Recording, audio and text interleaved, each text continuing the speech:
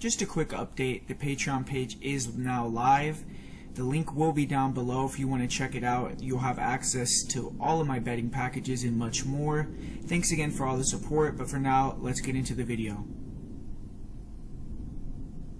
Yo, what's up guys? This week we're back. It's for a big card, man. It's International Fight Week. It's UFC 266. It's headlined by Alexander Volkanovski and Brian Ortega. And there's a ton of other good fights that we're going to be talking about, so definitely want to get into the card. But first we got to talk about the sponsors of this video.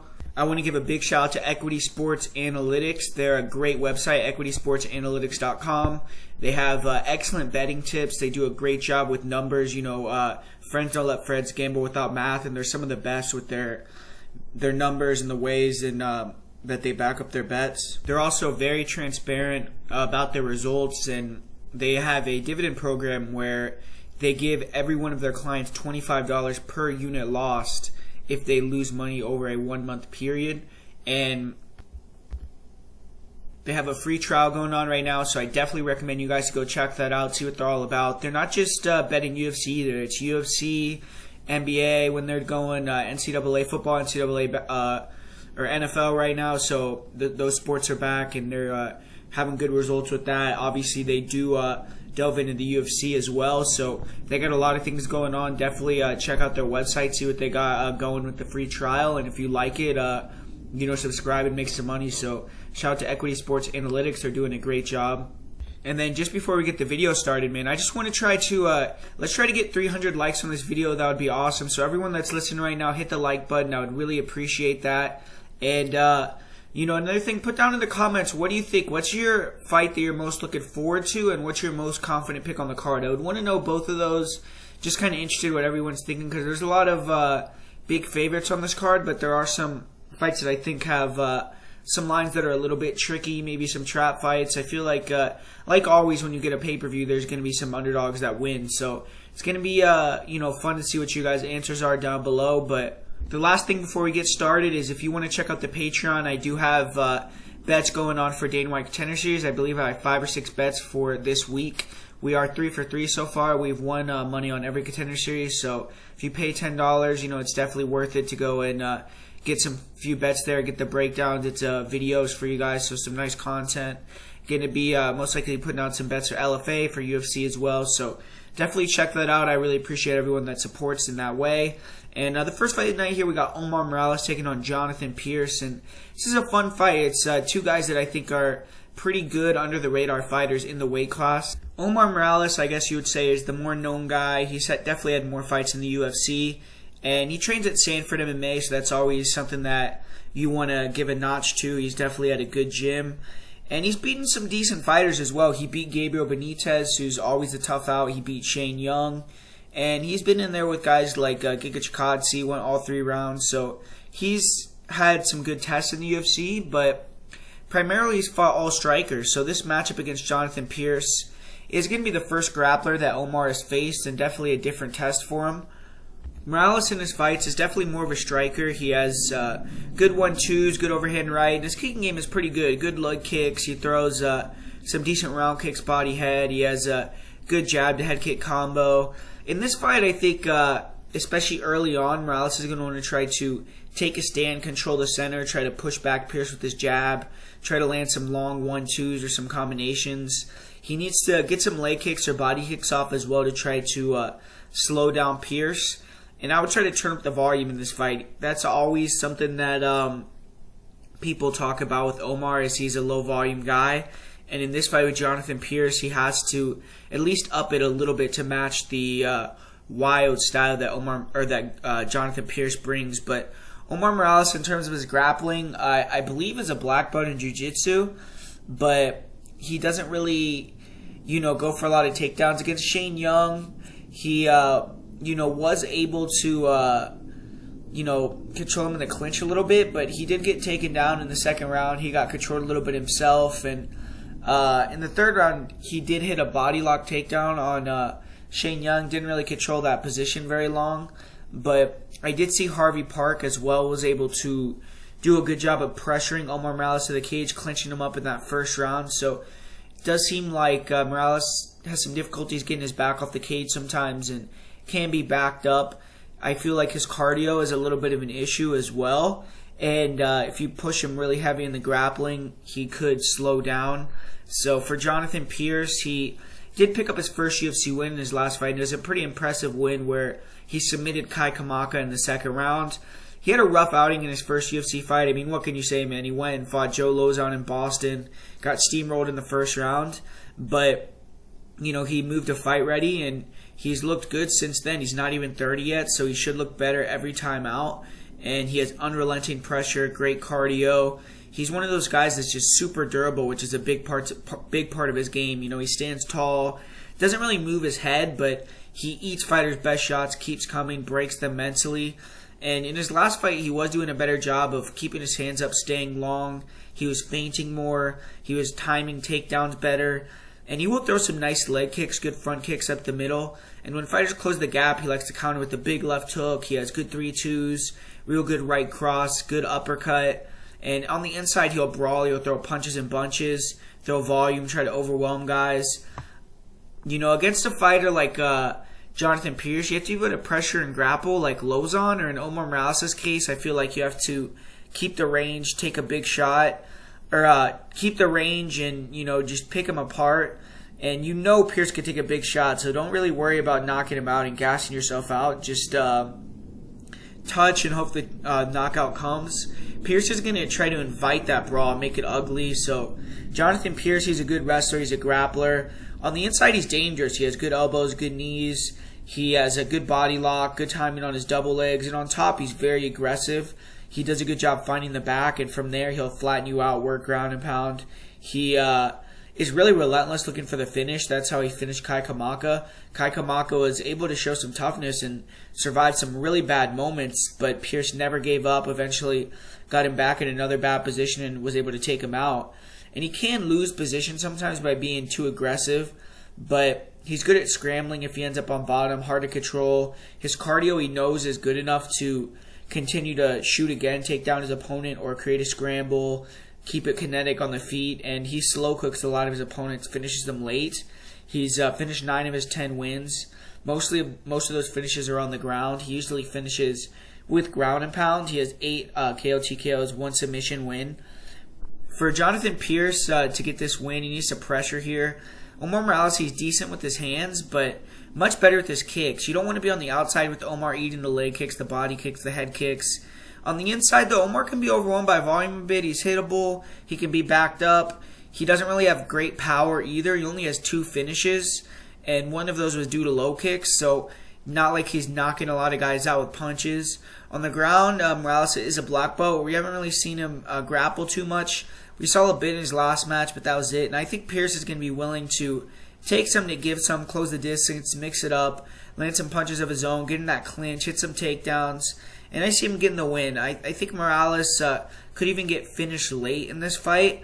Morales, in my opinion, is what he is. He's 35 years old. Even though he's training at a good camp, I don't necessarily see him making big improvements every fight. I just don't think it'll happen. Pierce, he's 29. He's went to fight ready. I think he's going to be the one that's going to be improving. And I think he's going to be able to make it ugly, throw more volume, get the win here. He's way more active than Morales, and I think that he's going to be able to get past those kicks with his pressure, be the, I don't know if you could say more technical, better boxer, but be tricky, land his own shots, and grapple, and eventually start to wear out Omar Morales and take over the fight. So give me JSP to get the win in this one. And we're not going to be talking about Nick Diaz until much later in the card, but his presence already being felt a little bit right here with Matt Semmelsberger taking on Martin Sanu. And we have Martin Sanu, who, man, I mean, the guy hasn't fought in a long time, man. I mean, the Diaz brothers get what the Diaz brothers want, I guess, because, man, I mean, Martin Sanu, he's one of Nick Diaz's best friends. He's a long-time training partner with Nick, but outside of that, he really has no business being signed by the UFC. In terms of his resume, he hasn't fought since February of 2017. He actually hasn't won a fight since April of 2014. His last fight was a draw against Diego Herzog.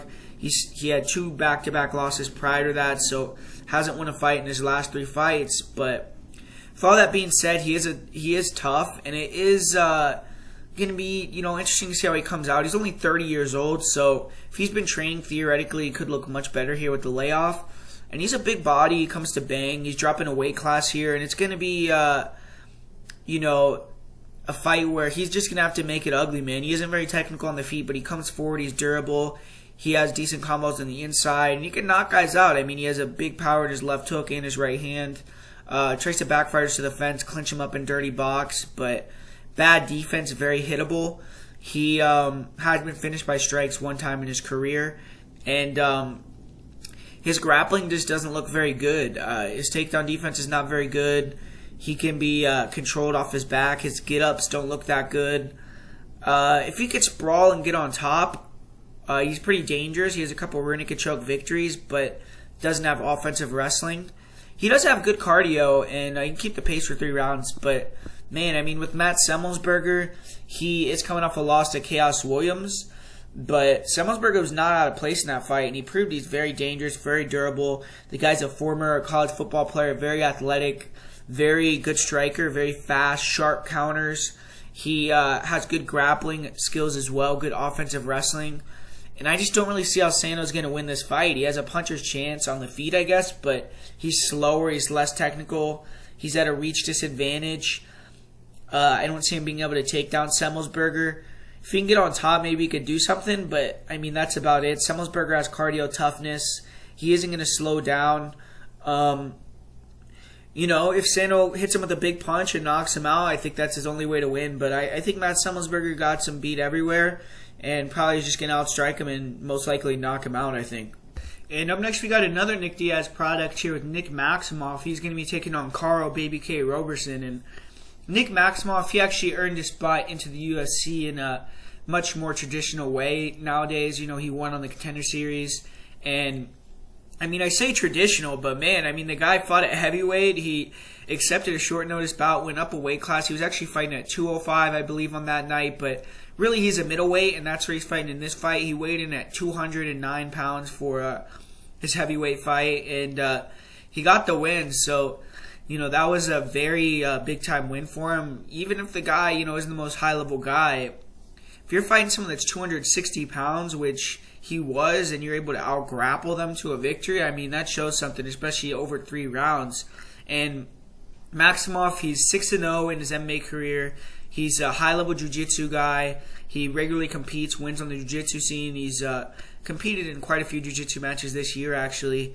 And this is going to be his first MMA fight. He is 6-0 in MMA only, so like I said, he is a little bit green. As far as the striking goes, he hasn't really shown much. He knows where his bread is butters. He shoots in almost immediately. I've really only seen him throw some 1-2s. I've seen him throw some high kicks, but I've seen him in the boxing gym with Robert Garcia. He's been in the Mayweather gym as well, I've seen. And, he's been with the Diaz brothers for a while, so, his hands have to be at least okay, I would imagine. And, upon being signed, I would say he's one of the best jiu-jitsu guys in the 185-pound division, best grapplers. He is also a former college wrestler on top of his jiu-jitsu credentials and has a really good single leg and does a good job chaining the singles and the doubles. On top, he's very aggressive. He likes to look for mounted triangles. He'll try to take the back where he's really dangerous there as well. And he has really solid cardio, man. In his fight with a big, strong guy in Jesse James Jr., Maximoff was able to get almost 10 takedowns before he got the submission in that fight. In Maximoff's last fight, he went all 3 rounds, taking down and grinding out a huge 263-pound heavyweight. And Cota was even able to sprawl on some takedowns. He hung his weight on Maximoff, and Maximoff still had enough gas and then take the rest for 3 rounds. He has really good transitions with his wrestling. I feel like he has good entries. He re-wrestles well. He's good in the scrambles. His ground and pound is improving as well. And sometimes he can lose position by being too over-aggressive, but anytime he has someone on the ground, they're in big danger. Even off his back, he is a really good, with submission from his guard, he's a good leg lock guy. And for Carl Roberson, he's been nothing short of inconsistent in the UFC. He's 4-4. He needs a win here. I mean, he has back-to-back losses, but you will give him credit, and this is where it's a big difference in experience gap between these two guys, because, I mean, look at the recent losses for Carl Roberson. Brendan Allen, Martin Vettori, Glover Teixeira. I mean, two of those guys are top 5 in the world, and Brendan Allen is arguably top 10, top 15. And on contrast, though, Roberson's wins have been more against low-level guys. You know, he beat Roman Kopylov, he beat Darren Stewart, he did knock out Ryan Spann in 15 seconds. So that's probably his best win, I would say. He's a good striker. He has good forward pressure, southpaw. He throws 1-2s. His hand speed is pretty good. He throws some good low kicks, good body kicks, head kicks, but doesn't really have the best distance control. He smothers his work. He crashes the distance a lot. He has power, but he doesn't have great volume. His defense is pretty good. He has good footwork. If you keep it on the outside and just strike, a range striking fight with him, he could pick you apart. But, he doesn't really have knockout, like one-punch knockout power, so you can't pressure him. Guys can take him down. That's why he's had, a lot of hardships against grapplers. And he's only had 2 knockouts in his career. One was in 15 seconds against Ryan Spann due to elbows to the side of the head. So Maximov has to be careful of that technique. But ultimately, Roberson isn't like a big knockout threat on the feet. And he's not a bad grappler. I mean, he trains in New York with Corey Anderson. It actually seems like he likes to engage in the grappling and wrestling, sometimes to his detriment. But he's strong in the clinch. He has good elbows and knees. But, his takedown game offensively isn't that good. When he can get on top, though, he are pretty solid. But in this fight, man, I'll just avoid grappling altogether. I mean, Robertson, he likes to engage in the grappling, like I said. And for instance, like against Wellington Turman, he wrestled when he clearly had the striking advantage. In his fights with Marvin Vettori and Brendan Allen, he decided to engage in the grappling. And he has below average cardio in grappling heavy fights. He's been submitted in the first round his last 2 times he's been out. When you put him on his back, he makes a lot of mistakes. His takedown defense is not very good either, 45% takedown defense. He's been submitted in all 4 of his losses. I see Nick Maximov being able to take this fight fairly easily, find the submission. I know he isn't very experienced, and it's possible he could get exposed and finish on the feet early here. I mean, that's something that you have to take into account. We haven't really seen him strike for longer periods of time, but he's tough. He has boxing, and I think he has better fight IQ, grappling, and cardio than Roberson, and that's the difference. I see him being able to hit the single legs, control on top. He's used to fighting bigger guys, so Roberson's strength and size won't be as big of an issue.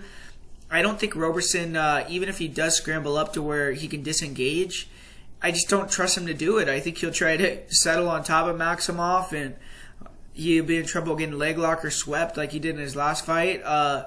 Maximov is a college wrestler. He has good jiu-jitsu, good control. He has size. He has good cardio. And I just think he's going to be able to get the job done here. I think he's going to find the submission. I mean, Roberson may fight like his career's on the line here, but he has cardio issues. Recently, he's had bad performances, and I think Nick Maximov is going to get this job done here. And this next fight, man, this is an under-radar fight right here. I feel like this should be a banger, and man, after bustling through her first 2 opponents, Manon Fiorot, she is getting a step up, man. I mean, Mayra Buenasoba, she's a dangerous Brazilian fighter. She gets a lot of finishes. But Fiorot, she's a popular new prospect in the division. Even though she's 31 years old, she's been super impressive. And her last couple fights, I mean, really didn't learn much. She fought a girl in, who was that first girl she fought? She fought Victoria Leonardo, that's right. And, Leonardo broke her arm early in that fight, and she also isn't really a high-level opponent. And then recently she was expecting to fight someone else, and she got a replacement of a girl in Tabitha Ricci, who's coming up a weight class, took the fight on like a week's notice, and she got finished. So, I mean, this is a much better test to see how good Fiorot is.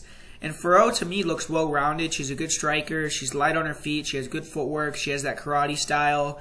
Really good jab. Her 1-2 is super sharp. She has a real nice left hook. I feel like her boxing defense is probably where she's at her weakest on the feet. She does pull back with her chin high. But she's gotten a lot better, in my opinion, with her hands. She seems like she's had a lot more success recently and a lot more confidence throwing combinations. She's throwing and sitting down with more power. It seemed like she used to be a little bit more uncomfortable in the pocket. She does still have some bad tendencies on the feet striking-wise, defense, and I feel like Mayra Buena is a girl that could, maybe bring some of those out. But Fiorot has a good kicking game. She has a nice lead leg side kick. She has good round kicks to the body and to the head. When she has the speed advantage and she starts to find her rage and can go forward, start to feint, fake, she'll throw brutal combinations, and she has big power for the weight class, so she could take you out. She has 6 knockouts and actually 5 in a row. She's won her last 5 fights by KO TKO. And I expect her to grapple a lot in this fight. She's very strong with the clinch, good takedowns against the cage, good control against the fence and on top, good double legs. She can grind out wins. She doesn't really have a big submission game, and she's not really like crazy with the ground and pound, but she will, if she can get in a dominant position, finish you with ground and pound, and she can grind you out to a decision victory. Her defensive wrestling is good as well, and she has good cardio. For Mayra Buena, she had a kind of disappointing result her last time out. She had a draw with Montana De La Rosa, but trying to get her 3rd UFC win here. She's very brash, very confident. I don't think she's going to be worried about Fiorot, and even though Fiorot is a good prospect, I think that Silva's going to think she belongs in the cage with her, and it's going to be a more fun fight than what we've seen recently of Fiorot's opponents. And Silva's finished 5 of her 7 wins in the first round, and she's super aggressive with her stand-up. She has big power. She marches forward with fast, straight punches. She has really good 3-2s. She'll brawl and throw down in the pocket. Really nice elbows. She'll throw brutal leg kicks, real good front kicks up the middle. She has heavy round kicks to the body. She has good attacks off the clinch as well. And she keeps a lot of volume out there, man. She comes forward. She's durable. She can take it to give it. And she just wants to, create a guerra in there, create a brawl, man. Just go to war. And, even though she didn't pick up the wins against Montana De La Rosa and Mara Moraes, I mean, look at those girls' faces and, what they went through after that fight. She put a world of hurt on those girls. Mayra Buena Silva, as a grappler, is dangerous but kind of flawed. She definitely improved her takedown defense. I mean, if you watch her fight with Marina Moraes, she was getting taken down fairly easily. And then you see her fight with Montana De La Rosa, and her takedown defense was significantly better. She was making De La Rosa pay with nasty knees, elbows in the clinch. She ate De La Rosa up in the clinch with strikes. Her Muay Thai is very dangerous. And she was even able to reverse takedown, get on top of the second round against De La Rosa. She didn't really show much offense, but overall, she still has that deficiency in the wrestling. Even though it's improved, when she gets taken down, she's too comfortable off her back. She has a lot of submissions, and she has a lot of faith in her guard. She has a really good R-bar, good triangle, but she gasses out on bottom. She doesn't control posture great. She get hit with ground and pound. If you pass her guard, she kind of just lays flat on her back and just accepts the position. When De La Rosa was able to take down Silva in the second round, she was able to really dominate, got in some good positions. She ended the round in bout. So the path to victory for beating Silva is pretty obvious. It's to get her down, try to stay out of submissions in her guard, and beat her up on top. And that's kind of what I think Manon Fiorot is going to do. I think she's going to hold her in the clinch against the cage a lot. I think she's going to take her down, control her on top, and maybe be able to get a finish from the top position. But Buena Silva is a black belt. She knows what she's doing to protect herself on the ground. And on the feet, I actually feel like, this is going to be a fun fight because we're going to see who has a chance, who can take it, and who can't. Because if they just stay on the feet, man, they're striking. I mean, I do think Fiorot has the better footwork. She might be able to move around early and, tag up Silva a little bit. But I feel like Silva, with her style, man, she's just a marauder. She comes forward, she throws bombs, and eventually if she gets into that boxing range and Fiorot starts to get a little bit more tired with her movement, Silva can maybe take over with the body kicks, the front kicks up the middle, the straight shots, and just make it more of a war on the feet. So that's why I feel like to kind of mitigate that, Fiorot should mix in the grappling, control her a little bit, and make it an MMA fight. So I'm going to go with Manon Fiorot in this one to pick up the win, but I think she's going to win via decision in this one. I don't think she's going to finish like she has been finishing her other opponents recently. And up next here, man, this should be another fun fight with Uros Medic taking on Jalen Turner. Uros Medic, he's had a kind of interesting career. He's at 155 pounds now, and he's definitely primed for a run, but was over there in Alaska FC fighting at 185, at 170, and since he's came and fought at UFC level competition on the Contender Series and in his first UFC fight, he's fought at 155s and just ran through both guys in the first round. And that's kind of what he's done through most of his 7 opponents. He has only been out of the first round one time in his career, and even in that fight, he got the finish in the second round. So he's still unproven in a lot of ways, but the guy's looked impressive, and he's been grinding it out at Kings MMA, so trained with really good fighters over there. And I mean, Kings MMA has been on fire recently with guys like Giga, with Benio Dariush, and his opponent, Jalen Turner. He's a veteran now of the UFC at this point. This is going to be his 6th UFC fight. And he's a dynamic striker. He has knockout power. His career didn't start out the greatest in the UFC. He got knocked out against Vicente Luque, but he's won 3 of his last 4 fights, all via finish. Obviously, he hasn't been fighting very good competition. I mean, he fought Callum Potter, Josh Culibao, and then Brock Weaver. But he has probably fought the better competition than Earl Smetic in comparison just overall in his career. And it's a close fight because Smetic is going to continue to have to prove he can beat that next step up in all of his fights. He really hasn't faced a tough test yet or had to go through much adversity.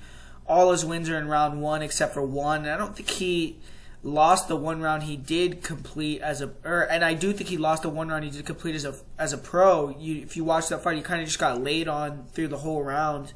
But he looks so much better every time out. His defense is good. His distance control is good. His kicks are really nice. His last fight, his punches looked a lot tighter, and it looked like he had power in everything he threw. And he's faster. He has better footwork and a bigger striking arsenal in comparison to Turner. Jalen Turner is much more boxing oriented. He throws some good front kicks to the body, but mainly looking to work his hands, which he is very fast, very clean. He has good straight shots. He has good wood shot knockout power, and he's also very strong in the clinch. I think that's kind of where he's going to want to work in this fight. He's going to have the reach advantage, but Smetic is ranging himself. Throws a lot of kicks. It has the speed. So I think Turner's going to maybe have some issues with the leg kicks and the body kicks early, the counter punches. I think he's going to want to slow down the fight a little bit, clinch up Smetic, bag the body, attack elbows, just wear on Euros. And Euros is going to want to try to find that chin. You know, Turner's been knocked out 5 times. He's definitely not known for his durability.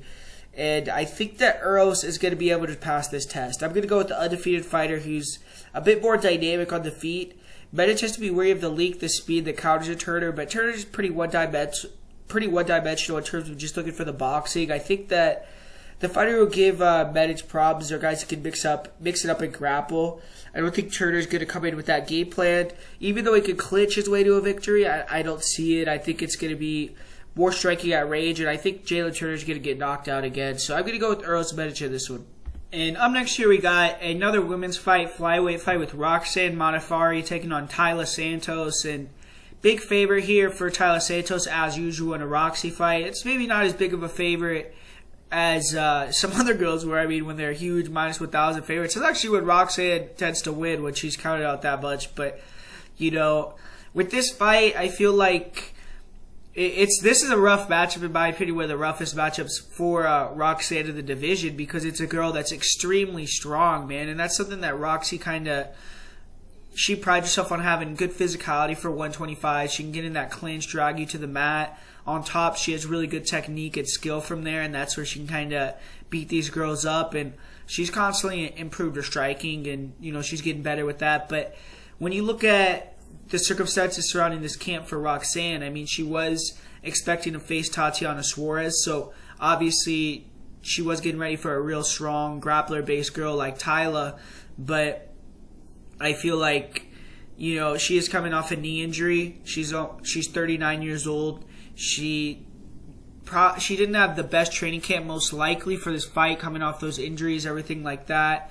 And with Taila Santos, you have a girl that's peaking in the UFC. I mean, she did suffer that random split decision in her debut to Mara Barella, where she was controlled against the fence. She was taken down, and you know, obviously that's what Roxanne is going to be looking to duplicate in this fight. And if she can go in there and copy that game plan, and Taila kind of comes out flat, then, you know, Roxanne could see herself getting this victory here. But when you watch Tyler's last 2 fights with Jillian Robertson and with Molly McCann, who, you know, are decent fighters in their own right, she was able to outstrike them at range, and she's able to take them down, dominate them in the clinch, be much stronger, much more physical.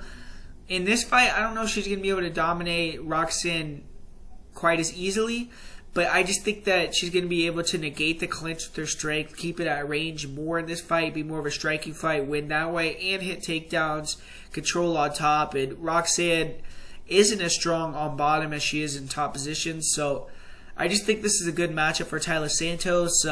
Roxanne always gets surprised. She can go in there, she fights to a game plan, very composed, durable, a lot of experience, and if she finds something that works in the fight, she's going to keep going back to it. So Taila Santos has to be on point with her clinch defense, her takedown defense in the clinch. Just has to be ready for some trickiness on the ground. But I think that overall, she has Roxanne beat in all areas. I think that, I feel like Taila should get this one done. So I'm going to go with Taila Santos to pick up the victory. This next one, this is a fight we were supposed to get a couple months ago with Shamil Abdurakhimov taking on Chris Daukaus. Fun fight. We got Chris Daukaus, who's taken the UFC's heavyweight division by storm. He's gotten 3 knockouts in a row in the first round. His last one was definitely his most impressive as he took out Alexei Oleinik. And if he wants to make it 4-0 and jump in that, top echelon of the heavyweight division, he's going to have to beat Shamil Abdurakhimov, another Russian fighter. And I think he should use the low kicks. He threw a few against Parker Porter. He was effective with those. And I feel like his hands are just very fast. He's a very good mover, good footwork for the division, and he could overwhelm guys with his speed and power. He has a good mixture and blend of the two. His grappling, he is a black belt as well. He doesn't really have great offensive wrestling. He doesn't really look to get fights to the ground, but if it does go to the ground, he does have that black belt in his back pocket. But Shamil Abdurakhimov is clearly the best guy he's ever fought. It's been quite a while since he's fought now, and he's 40 years old. He's taken about 2 years off. He's had visa issues, and that this fight's got rescheduled quite a few times. But Abdurakhimov's been in there, beating guys like Walt Harris, Chase Sherman, Arlovsky, Tybura. And his losses are to Curtis Blaydes, Derek Lewis, and Tim Johnson. So they're all grappling-based losses. Even though even though you wouldn't consider Derek Lewis a grappler, Abdurakhimov was actually beating him 30-27 on the feet. Derek Lewis dropped him, got on top in the third round, finished him off with ground and pounds. But Abdurakhimov, he's skillful on the feet. He has good movement, good feints, he has sharp counters. He slides it out of range pretty well, good head movement. He feints very well. He has a good right cross. And a lot of fighters are hesitant to close the gap because he feints the lead hand a lot. He has that right hand cock to counter you with, and he has fast hand speed, so he can kind of control the pace that way. He likes the straight right to the body, to the left hook to the head combo, which he actually knocked out Marcin Tybura with. He isn't a big combination guy, though. More kind of pot shotter, one and done. And one thing I did notice is Abdurakhimov is susceptible to uppercuts when he level changes for body shots. Isn't much of a kicker either, but he's tricky to deal with on the feet just because of his hand speed. He has good head movement, and he has nice feints and counters. So you can kind of dictate the pace a little bit and, win that way. He's not really a great grappler, though. He, has really bad takedown defense. He doesn't really have good takedown offense. And, when he gets taken down, he seems very lost off his back, can be finished pretty easily. So this fight's going to be contested on the feet most likely. And it's a tough fight to call because I do feel like it's more 50-50. Shimo to me is actually the better striker because he has better footwork. He can counter Daukaus, but Daukaus has that speed. He has the nasty right hand, and he's going to be live to catch Shamil at any time and hurt him. I don't think that either guy will wrestle much, and I think that it's going to come down to if Daukaus can get Shamil out of there early, land that uppercut. Because I don't know if he's going to be able to do it late. He hasn't proven to be a great second or third round fighter. Shamil could definitely take this fighter on points or even get a late knockout if Daukaus gets tired. Shamil's crafty, but he's taking a lot of time off. He's older, and I'm just hesitant to go against Daukaus, man. I'm going to pick Daukaus. I do think the line should be a little bit closer, though, and I feel like the more recent guys that Daukaus has been fighting are very slow, plotty type of fighters, whereas Abdurakhimov is going to give him a much better look. And we're going to learn a lot in this fight. So I'm going to go with Daukaus tentatively right now, and I'm going to pick him to win by first round knockout. And rounding out the prelims here, we got what should be a striker's delight. And man, if this fight happens, you got to just give a round of applause. A big shout out to both guys here for even getting it done, man. I mean, we got Dan Hooker, who isn't a make or break spot in his career here flat out. But man, I mean, I'm pretty sure that he's had some extreme circumstances even regarding his camp besides the travel. He's not really gotten to train with many training partners. Australia's been on complete lockdown, and he's not going to get into Vegas until Thursday at 9 p.m. So he's going to have 12 hours before he lands to weigh in and do all the things like that. And Nasrat Haqparast, I mean, this guy is also now having visa issues, so I don't know what's going on with that, where I believe he went to Frankfurt, Germany to go to his mother's funeral, which is another thing. His mother recently passed away that he's dealing with. And now I think he's stuck over there in Germany. So hopefully they can get Nasrat back and get this fight going. But, man, I mean, a lot of things that Nasrat's dealing with, you got to, give a shout out to him and hope he's doing well. But, this fight hopefully is going to go down and should be a fun fight. We got Nasrat who, is primarily a boxer. He fights out of the southpaw stance, and he has big power. He's very fast, good footwork. He can fight going forwards or on the back foot. Very fast hands, good left cross. He has good lead-in counter-punching ability. He likes to counter with a lot of wide hooks, overhands, and he's very fast closing the distance. He likes to kind of try to respond right away. Like if he gets touched, he'll try to counter right away with the punch of his own. And sometimes he can get countered by fighters that can throw straight shots down the middle. He can be a little bit open, sometimes open up with his striking a little bit wild. But on the inside, he throws real nice combos. He'll rip the body. He'll mix in elbows. He can be countered a little bit, like I said, and he's pretty one-dimensional. He doesn't really throw a lot of kicks. He doesn't really look to wrestle. And he also has a real tight high guard, so he can be ripped up to the body. And we saw Drew Dober put him to sleep where he threw a naked kick, got countered and knocked out, but very durable guy. He could take a shot. 9 of his 13 wins are by knockout, so he has a lot of power offensively as well. And Dan Hooker, he's been up there mixing it with these upper echelon guys. He had that epic war with Dustin Poirier. Then he got knocked out against Michael Chandler at UFC 257. So with those 2 losses, he's now not facing a top guy anymore. He's not even facing a ranked guy, Nasrat Haqparast. So definitely has to win this fight. Has to probably look impressive. And with Dan Hooker, we got a guy who's another very good striker. He's out of City Kickboxing. So he trains with real good coaches. They come with good game plans. And Hooker is long, rangy. He throws a lot of straight attacks, 1-2s down the middle. He has a really nice front knee that he brings up and can knock guys out with. Good front kicks. He throws nice round kicks as well, body head. And Hooker does a really good job of feinting to create openings. I feel like he feints better than Haqparast. And I think in this fight, Hooker, his leg kicks are also going to be a factor. He has really nasty leg kicks.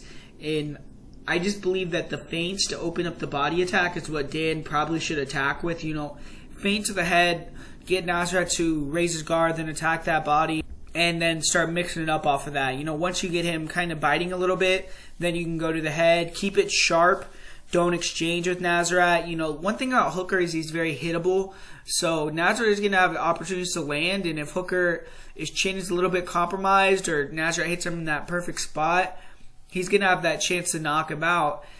But I feel like overall, Hooker is the better striker. Nasrat's a little bit one-dimensional at range. I don't think he has as many tools. I think that he's going to get ate up to the body with those front knees, with front kicks.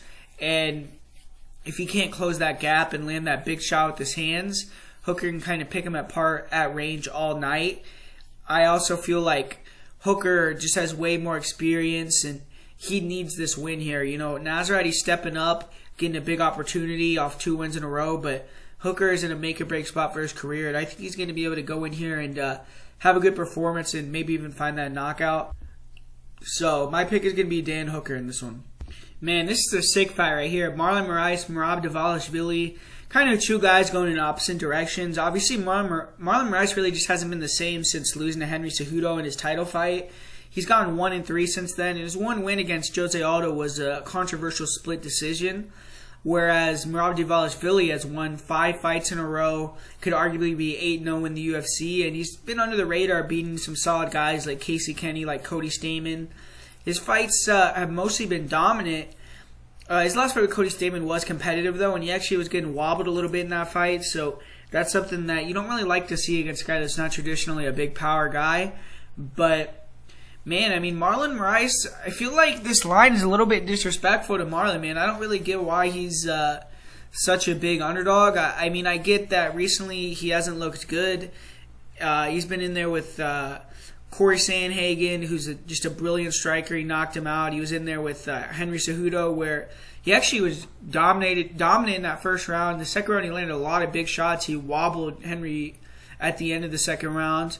And then, obviously that gas tank went away. And that's the difference in the fight that's very obvious for everyone to see is, if Marlon can't get the finish in the first round, Merab is probably going to be able to wear him down and finish him with his grappling. But, I feel like Marlon's last fight wasn't a great indicator of how good he is because he came back less than 2 months after getting knocked out against Sandhagen, had no chin, and Font took advantage of that, took him out. But also both those guys are elite level strikers, whereas I don't think Merab is going to pose quite as big of an issue for him on the feet. Merab kind of does have a tricky striking style because he goes forward, he explodes in, he's very fast, kind of weird with the attacks that he chooses to use, and he has that level change where he could kind of have you off balance a little bit. But, man, Marlon, if you look at the guys that he's fought that are grapplers, he hasn't really had a lot of trouble. You did see against Henry Cejudo, he got tired. Eventually, Cejudo got on top and finished him. But Cejudo didn't go in there and just go in there with a wrestling game plan, taking him down and stuff. Trying to take down Marlon Moraes is dangerous. Just ask Aljamain Sterling, Merab's teammate, what happened when he shot in on Marlon Moraes. He got with the perfect knee, he got knocked out. So Marlon, he's a guy that on their feet is just super fast. Those brutal leg kicks, high kicks, real good punches, and he's just significantly faster, more explosive, more powerful, more technical standing than Merab. Merab is a little bit sloppy with his entries on his takedowns. He, is relentless and he has the cardio, and that's going to be what he's going to be trying to push in this fight. He has to get in the clinch, in my opinion, early on. Try to get in that clinch, work the knees like we saw Cejudo, work those knees. Try to feint some level changes, come over the top with some big punches, get Marlon to respect your striking, and just push a crazy pace. And he has to get out of that first round. I think it's very possible that, Marlon could touch him and switch him off early, man. I really do. We haven't really seen Merab face this level of fighter. I know he fought guys like Cody Stamen, guys like Casey Kenny, but they don't have that oomph, they don't have that explosiveness, that power, that just, they don't have that motor like a Marlon Moraes. Even though Marlon, he's like a guy that, comes hard in the first round, then he craps out type of card, but it's like, if he gets you in that first round, he could touch you, he could finish you, man. So, very interesting fight. I feel like it should be lined a lot closer. I don't necessarily... I would never bet on Merab at like minus 250 against Marlon Moraes, but just as a pure pick, Marlon, he's 33 years old now. It is 135. You're getting knocked out 2 times in a row, 3 of your last 4 fights. You're looking dog tired. It's hard to count on a first round finish. So I got to go with Merab Dvalishvilli, but I just feel like, it could be lined a lot closer, and Marlon's getting a little bit disrespected. I feel like he could come in here and surprise a lot of people. But I'm going to say Merab is able to wear him down and maybe get the late finish, his first finish in the UFC, I believe, or another decision win. In this next fight, we got 2 grapplers in Jessica Andrade taking on Cynthia Calvillo. And obviously, we got one girl, in my opinion, that's significantly more powerful, more explosive, and just the better athlete in Jessica Andrade. And we got Cynthia Calvillo, who, in my opinion, she's getting a little bit up there in age, 34 years old at this point, and she didn't look very good in her last fight, in my opinion. Even the fight against Jessica I felt like both of them were a little bit sloppy in that fight. But, when you look at both these girls, they're both kind of similar in their deficiencies. They kind of have bad footwork. They could struggle to get on the inside, get picked apart at range, and they, when they can't get that takedown, they're not very good. But the thing about Jessica that's the difference with Andrade, whereas with Calvillo, is Andrade has improved her striking significantly in terms of her head movement, and she doesn't need to have quite as much footwork as a girl like Calvillo, because she could just march forward. She's a take. She could take the shots, and she only needs to give 1 or 2 back to get her point across, hurt you. And, we saw her against Kayla Chukagian, march her down, hurt her to the body with a big shot. And Calvillo, I just don't know what Calvillo is going to be able to do to keep Andrade off of her. We did see Andrade get taken down at will in her last fight.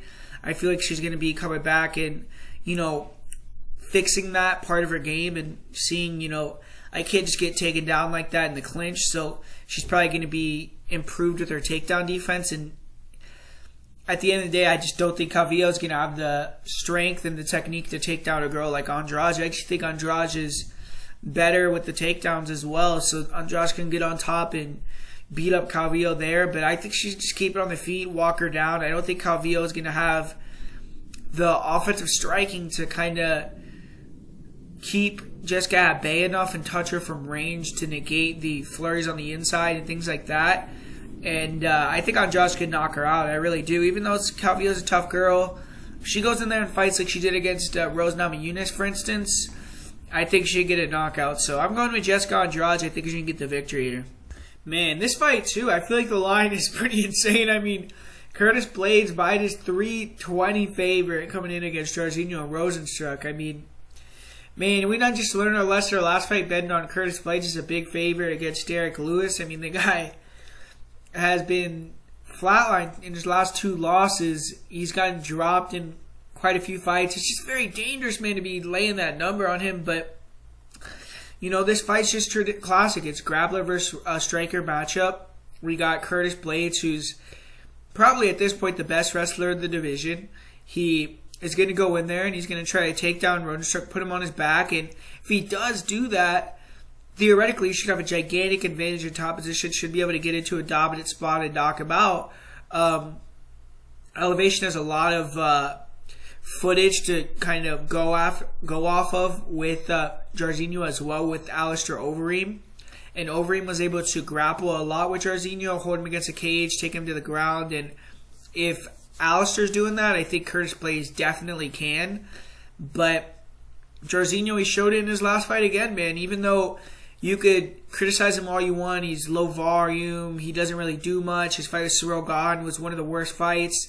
If he touches you on the chin, the fight could change. He could knock you out. He has some of the best power in the division, some of the most precise counter punches, very explosive, kind of underrated in terms of his speed, in my opinion, the way they can close that gap. And, you know, if I was betting on this fight and you're just saying you want to bet on Jairzinho plus 250 or Blaydes minus 320, I mean, I'm taking Jairzinho all day. I mean, I feel like it's like, you know, you're going to have that chance to get the knockout, man. I mean, it's very possible, but just purely off looking at the fight, I feel like you have to pick Curtis Blaydes. He's a huge favorite, I suppose, for a reason, because he has that big grappling edge. He can get it to the ground, and if he gets on top, I do think he could find that finish. He's very heavy. He has good ground and pound. Jairzinho, he hasn't really faced an elite ground and pounder in his career. He did fight over him as good ground and pound. He actually stayed pretty safe on the ground in that fight. But with Curtis Blaydes, I think it'll be a different story.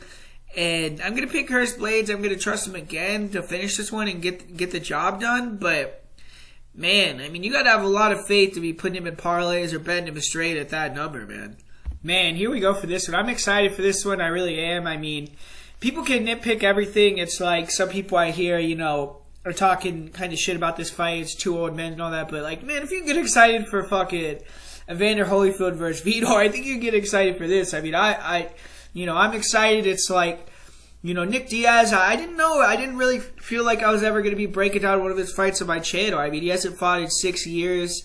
He obviously is a legend of the game, but, man, I mean, since he fought Anderson Silva, he had that whole state athletic commission, everything like that. Just seemed like he kind of was out of it. He didn't want to compete in MMA. You saw him, you know, partying a lot in Vegas, and it didn't seem like he was as committed to martial arts, things like that. But recently, I mean, you see him, he's in very good shape. It looks like he is ready to come back. Obviously, he is, and he's going to be making this other run. And who better to put him in there than against Robbie Lawler, a guy that he fought 209 months ago of the fight. I mean, isn't that fucking crazy? It's like 17 years ago. They fought 2004, over 200 UFC pay-per-views later.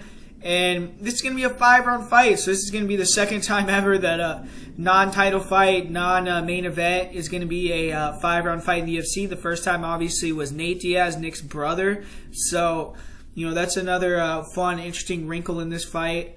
But it's kind of funny. It's like Nick Diaz, to me, was always kind of a little bit ahead of Robbie when they were both competing, I guess you could say, in their primes, or, you know, when they were both relevant at the same time. Like, for instance, you know, they weren't in their primes at this point, but when they first fought 2004, Nick got the knockout. Then they were both over there in Strikeforce at the same time. And Robbie, that was when Robbie was kind of having that dead point in his career where he was losing a lot, didn't really have the best performances, was fighting at middleweight. And Nick was on top of the world over there. He's taking out everybody, finishing them. He was the Strikeforce champion. He was one of the biggest names in the sport. Then, he moved over to the UFC. He fought for the title.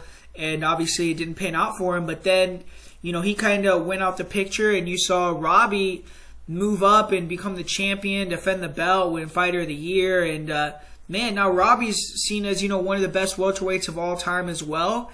And now they're rematching again. So it's not like Robbie is at that point in his career where he was. Now he's lost 4 fights in a row.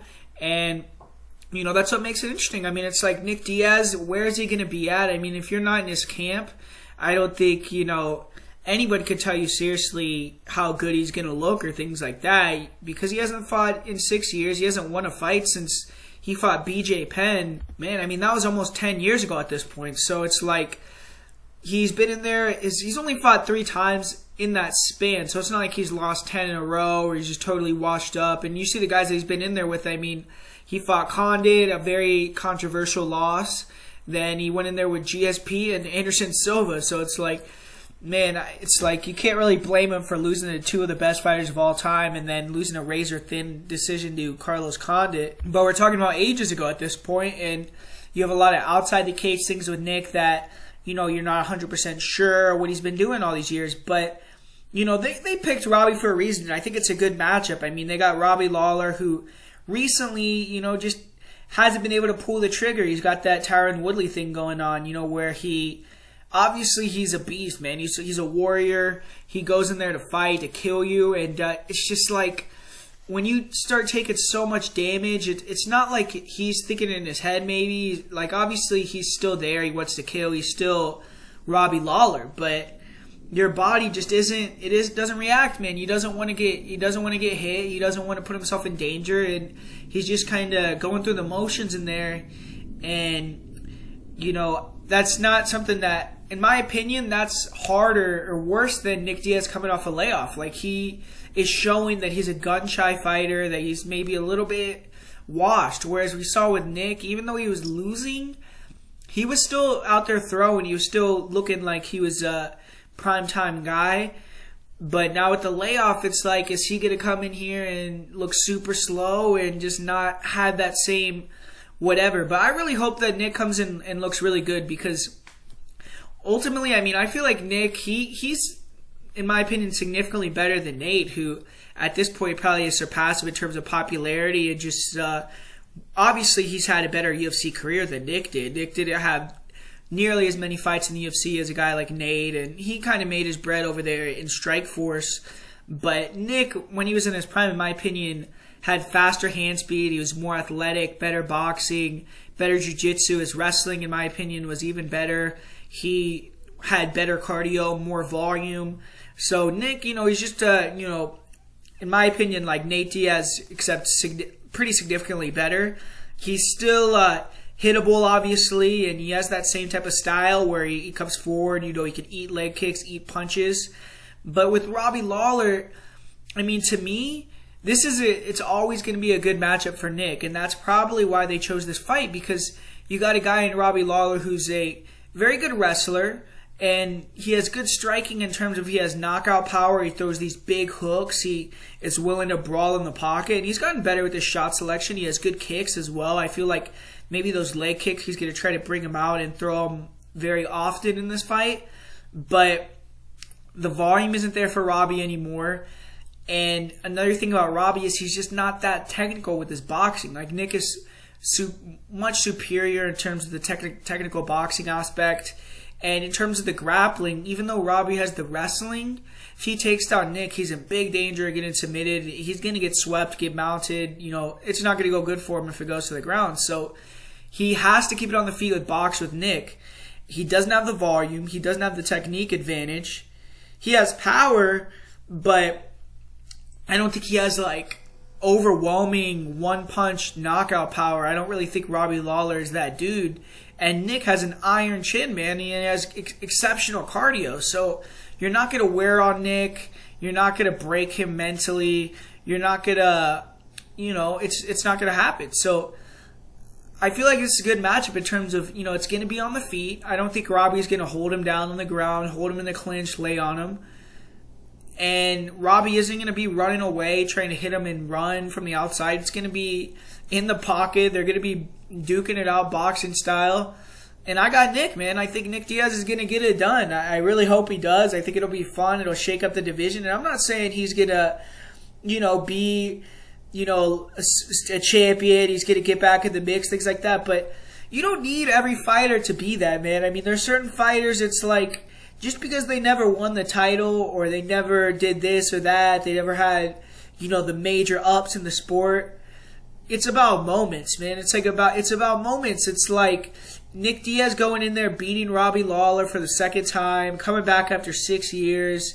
If he's slapping him in the face and he's talking shit, he knocks him out. I mean, it's going to be a big moment. It's going to be something that's memorable and, it'll be fun. So, I mean, I'm hoping Nick, and I'm hoping comes back vintage all week. I hope it's going to be, a fun kind of thing, and hopefully it looks good, because it'll be kind of sad if he goes in there and looks real weathered, or both of these guys don't look good. But over 5 rounds, it's going to be fun, man. I mean, I don't know. I don't know. I think that Nick is going to be able to get the win probably by TKO or by decision. I mean, you see a guy like Colby Covington box up Robbie Lawler. Death by 1,000 touches, and I feel like Nick could do the same thing pretty easily. So, I feel like Nick could get the win here if he looks like he did against Anderson or against GSP. If he's that same level or better, I think he's going to get the win and look fairly dominant, just kind of control the whole fight or get the finish. So, I'm going to go with Nick Diaz, man, and it's pretty crazy I'm saying I'm going with Nick Diaz in a fight, but yeah, man, I'm going to pick Nick Diaz. Hopefully he gets it done, and we get to see more fun fights for him, and yeah, man, he just moves the needle. It's good for the sport. And we got the co-main event here. We got Valentina Shevchenko against Lauren Murphy. And, man, I mean, I know it's a title fight, and, I should be excited, right? It's like I just talked about the Nick Diaz fight. You could tell I'm excited for that fight, him versus Robbie. But, man, even though this is a title fight, it just doesn't feel that important, man. Like, I don't know. I don't know. It's like these Valentina fights, man. You're bringing these girls in. Like, no disrespect to Lauren Murphy. Lauren Murphy's a beast. She earned the spot to get here. She's won 5-6 fights in a row. She's finished some girls, actually. Whereas, you don't see a lot of these girls getting finishes. And, she's talking good on the mic. She's gotten a lot more confident. I believe that, she's in a very good place in her life where, she's stable at home. She has a good gym atmosphere. And she's super tough. Like, she's not gonna roll over. She's gonna come forward. She's gonna push the grappling and try to kind of use that Jennifer Maia game plan, use her strength, pin her against the cage, maybe get on top and try to just hold her down in half guard. But we all know what's up, man. I mean, we know Valentina's a significantly better striker. She's probably a significantly better grappler. She has great cardio. She's super hard to hit. We've never really seen her wobbled or hurt in a fight too bad. And, I mean, if you're picking Lauren Murphy, I just don't know what... It's just, I don't know. So, I'm picking Valentina. I mean, not really much to say. I just feel like she's the better martial artist across the board. And it's just going to be whether she's going to get the finish or not. I mean, that's kind of the tale of the fight, in my opinion. I'm going to say she does. I'm going to say she'll get a crucifix on the ground and finishes the fight eventually, maybe, or something like that. But Lauren Murphy's very tough, and, she could make it to the edge. So, I got Valentina. And finally, we got the main event. In my opinion, a really close fight between Alex Volkanovski and Brian Ortega. And I'm actually a fan of both these guys. I've actually done pretty well picking their fights as well. Like, I bet on Volkanovski the first time that he fought Max Holloway. He's a pretty significant underdog. Also, bet on Brian Ortega's last fight against Korean Zombie, where he was a pretty sizable underdog in that fight as well. And this fight is very interesting, man, because they've had a good build-up for this fight. They did tough, and it seems like they kind of built up some animosity. If you listen to Alexander Volkanovski on Ariel Helwani's podcast, he's kind of seems very emotional. He's talking about he's going to rush him, and he's going to teach him a lesson and all this stuff. And hopefully he comes in here, and I think he will. I mean, you see Volkanovski on Fight Night, he's so composed, and I don't think these buy games are really going to matter at the end of the day, but if he does come in there over aggressive, Ortega's not the guy to do that with. Ortega is a killer, man. So It's a fun fight. I feel like just stylistically, this is a harder fight than Max Holloway for Alexander Volkanovski, because when you look at Max Holloway and Alex, you see the fights. Alex had a lot of success with the low kicks. He had a lot of success with the feints and the counters, keeping it on the outside. And then in that second fight, he made the adjustment where he was getting beat up on the outside to mix it up, grapple, control in the clinch, hit a couple takedowns. Whereas with Ortega, I think that he's going to have to work in that middle area and in the boxing range a lot more in this fight, because the leg kicks, I mean, they're probably going to be there, and I do see him landing quite a few leg kicks. Ortega, in my opinion, needs to kind of narrow his stance in this fight. He does kind of have a wide stance, and obviously the leg kicks are one of the biggest weapons for Volkanovski. So, but, he's going to be trying to catch those kicks and get the takedowns. So that's something that Volkanovski has to worry about that he didn't have to worry about with Max.